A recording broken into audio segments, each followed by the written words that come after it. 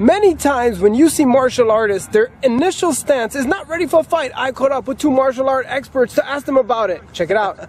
So let's give people an example of Muay Boran. In Muay Boran, the control position, you grab the guy in the back of the head like this and you control him. Now if you look, Lee's way bigger, way heavier, way stronger than I am. And Lee's gonna try and toss me around like a rag doll. Go Lee, go, go, use all your muscles, man. Everything you got. This is the defensive position. I just stand straight up and I can defend myself.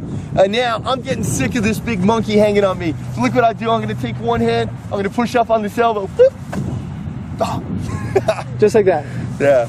So what would you do if he wasn't all static? If he came at you like you come at someone? This is Muay Boran. I got all these elbows. I can come in here close, in here, in here, in here, in here, in here, in here, in here. It's all close quarter stuff. And then I combine it also with my wrestling techniques. And from here, I can take him right to the ground.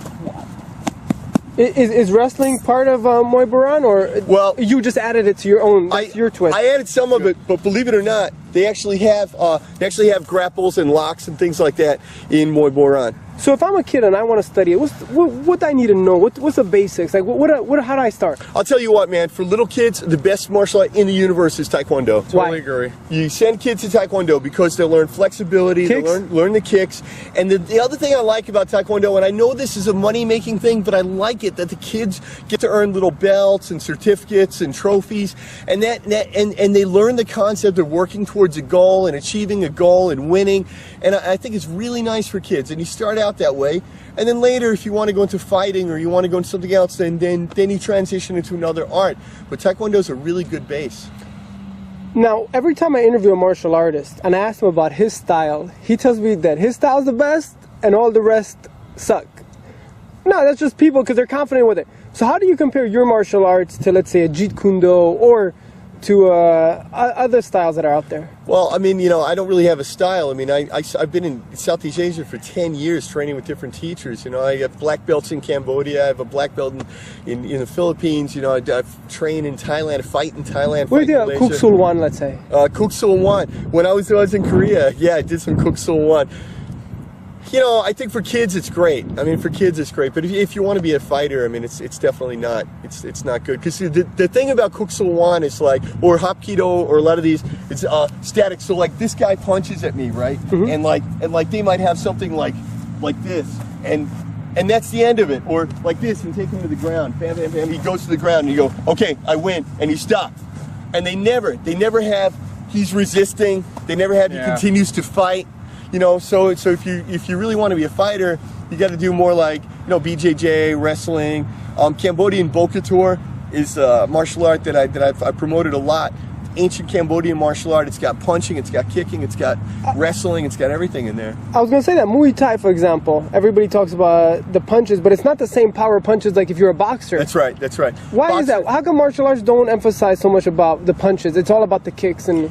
Boxers have the absolute hardest hands in the world, and the reason why is because you got basically six basic punches, and for 2-3 hours a day since I was 12 years old, I'm standing at that bag, hitting a bag, and then sparring frequently, several times a week or whatever. You take a guy with that background, one, he's used to getting hit, he's used to hitting other people. He's a very, very good fighter at that point compared to martial arts. And the other thing is he's only training those hands over and over and over, so his hands get really good.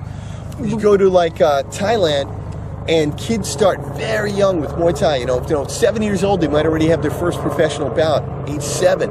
But the thing is, they're kicking and kicking and kicking and kicking their whole life, and their kicks are just phenomenal. You go over there and you train, you will never reach the level that they're at. You won't see the kick coming, but you just stand there and it will just hit you. It's so powerful. But they don't have the hands. They don't have the hands that we do, because we did the same thing over here. So what's more important, to have good kicks or good hands?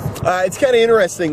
When I prepared for my first MMA fight, there was a French team called K1, and they trained me in Cambodia, and their recipe for success was 70% of the training was cardio and strength, 20% was Western boxing, and 10% was grappling. And they just believed that, because Western boxing is where you're going to get your knockouts. You're going to get your knockouts from those punches usually. And if you watch 1,000 UFC fights, you don't see that many knockouts from kicks. You know, maybe, I don't know, maybe 10% of knockouts come from kicks. Kung Lee once in a blue moon, he'll spin and he'll kick you out of the room. And I'm glad you mentioned Kung Lee, man, because I fight and train in Malaysia, and I cross-train with the Sanda team in Malaysia and one of my best friends is Raymond Teo, and he's the best Sanda fighter in Malaysia.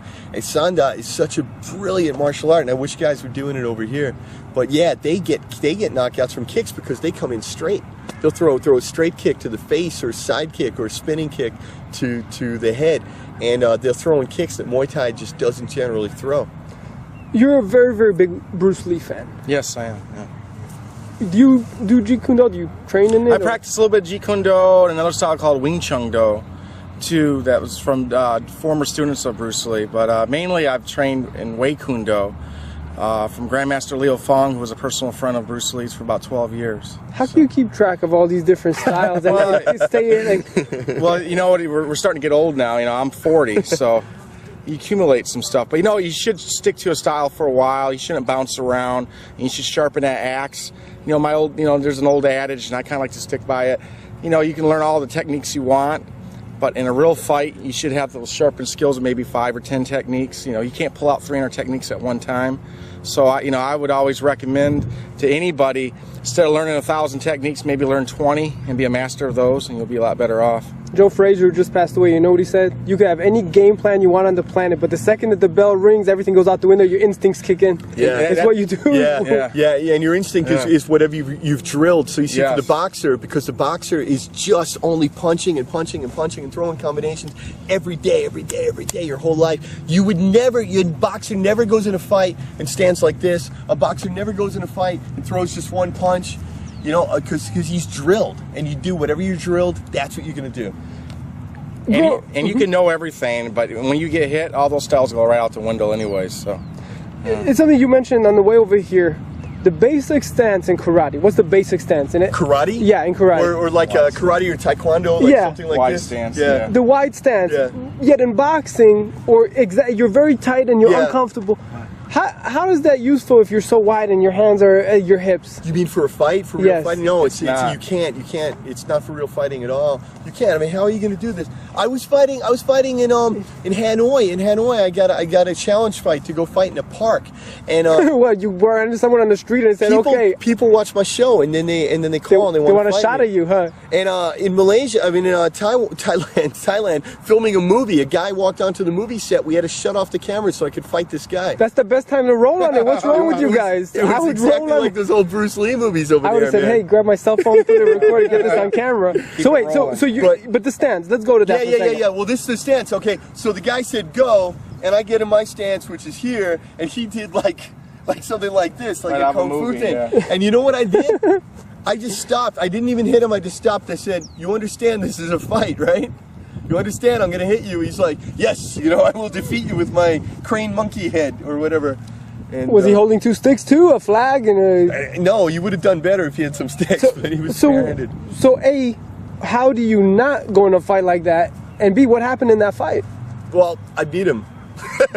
I beat him, but I didn't hurt him. I just decided, the guy's a little touched in the head. Really didn't hurt him. I just came in, I overwhelmed him, I grabbed his head and boom, boom, boom, but I didn't hit him very hard. So the most useful or practical for both of you guys, style, not for fighting, but for surviving, let's say, which is what? What should I walk in tomorrow somewhere and say, I watched this video on ES News. My picks would be definitely Western boxing and Muay Thai.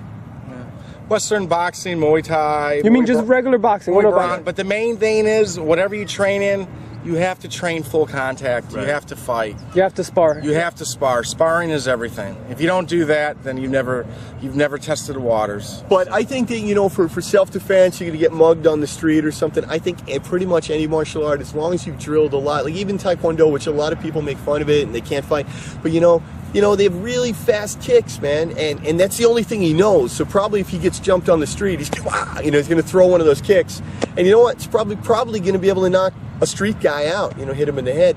But so I believe any martial art is good if you're drilling it and you're drilling it. There you have it. Stay tuned for more. VSNewsReporting.com. I'm Eli Seckbach reporting.